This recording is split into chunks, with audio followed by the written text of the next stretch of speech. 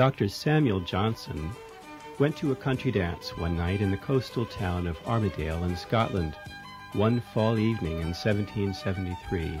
He wrote, "We had a good dinner, and in the evening a great dance. We performed a dance which I suppose the emigration from Skye has occasioned. They call it America. It shows how emigration catches on till all are set afloat." Residents had heard from relatives and friends, writing how life was much better in the New World, if you could withstand the 3-month-long voyage there and come up with the money. The money for the long, dangerous trip would come either from the money put up by family already in America or from the sale of cattle. Individuals set sail empty-handed, working off their fee to a master for 4 to 7 years in the new land. Many Protestant Scots who had moved to Ulster and Northern Ireland a generation before were furious. Their wealthy British landlords had broken with tradition and jacked up their rents on leased land when the leases expired, giving the owner the benefits of the land, which these Scot-born tenants carefully and thriftily developed during their lease. The 1,000 who had come from Scotland in the late 1600s saw their usual 31-year leases end by the early 1700s. They had never gotten more than 1/3 of the return on their labors, usually something more like only 1/5, barely enough to get by. Oatmeal, potatoes.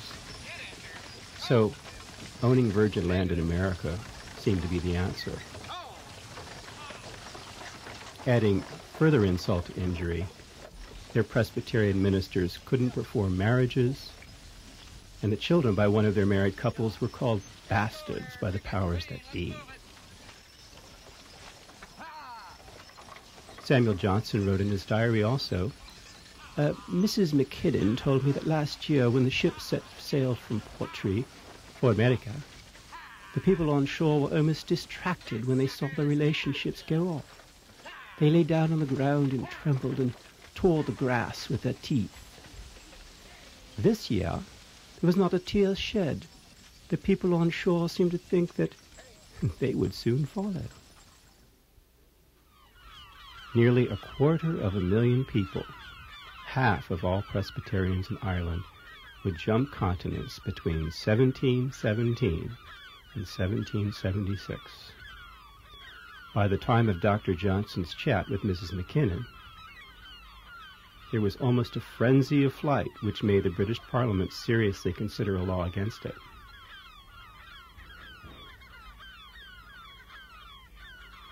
In a letter from John Smiley to his father, Robert of Grey Abbey, dated November 11, 1762, from Fishing Creek on Susquehanna, there was a story to tell.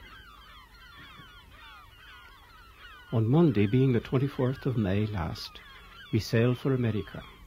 On the 31st, we lost sight of Ireland, having been detained in the calms and contrary winds. We had our full allowance of bread and water, only for the first fortnight. Then we were reduced to 3 pints of water per day and 3.5 pounds of bread per week to each person.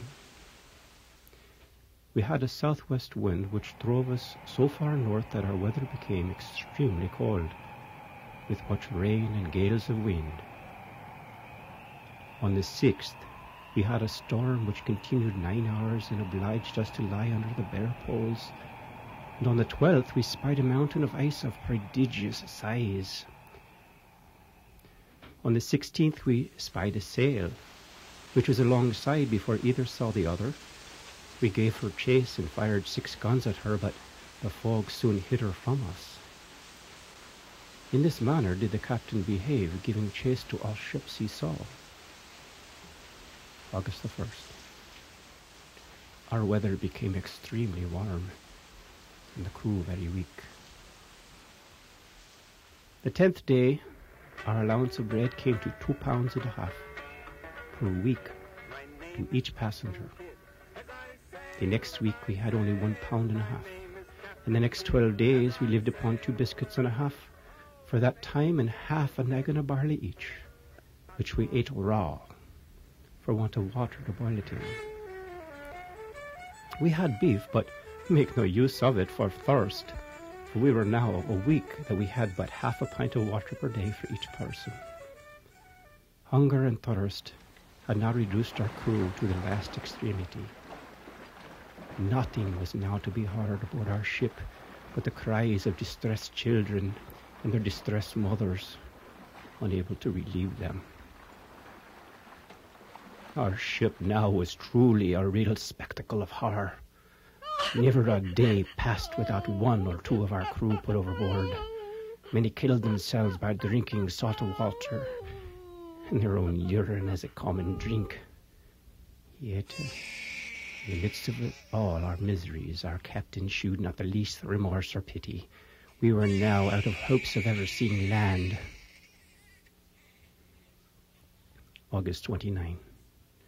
We had only 1 pint of water for each person, which was all we passengers would have got, and our bread was done. But on that day, the Lord was pleased to send the greatest shower of rain I ever saw, which was a means for preserving our lives. And after this we had fair winds, and for the most part rains every day. And though we had no bread yet, we thought we lived well. On the 1st of September, we found ourselves in 40 fathoms of water, and the next morning about 8 o'clock we saw land, to the inexpressible joy of all our ship's crew. I am your dutiful son, John Smiley. In 1740,